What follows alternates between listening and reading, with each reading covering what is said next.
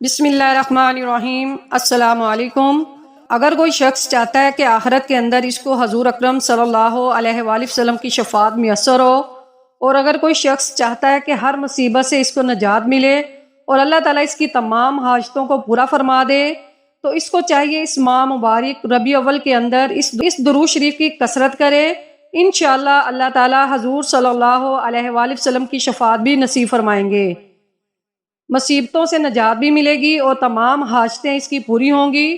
وہ کون سا درود شریف ہے آگے جا کے آپ کے ساتھ شیئر کرتی ہوں۔ ہر ایک شخص چاہتا ہے کہ مرنے کے بعد جب اللہ تعالیٰ کے دربار میں حاضر ہوں تو اس وقت حضور اکرم صلی اللہ علیہ وآلہ وسلم کی شفاعت مجھے بھی نصیب ہو، اور ہر ایک شخص چاہتا ہے کہ میں زندگی کے اندر ہر مصیبت سے محفوظ رہوں، ہر مصیبت سے دور رہوں۔ اسی طرح ہر ایک شخص دنیا کے اندر چاہتا ہے کہ میری تمام جائز حاجتیں، جائز خواہشات پوری ہوں۔ تو اگر کوئی شخص چاہتا ہے، ظاہر ہے ہر ایک شخص چاہتا ہے، تو اس لیے اس کو چاہیے کہ اس ماہ مبارک کے اندر، ماہ ربیع اول کے اندر اس درود شریف کی کثرت کرے۔ انشاءاللہ تعالیٰ تمام جتنی چیزیں آپ کو بتلائیں اللہ تعالیٰ اس کے نصیب میں لکھ دیں گے۔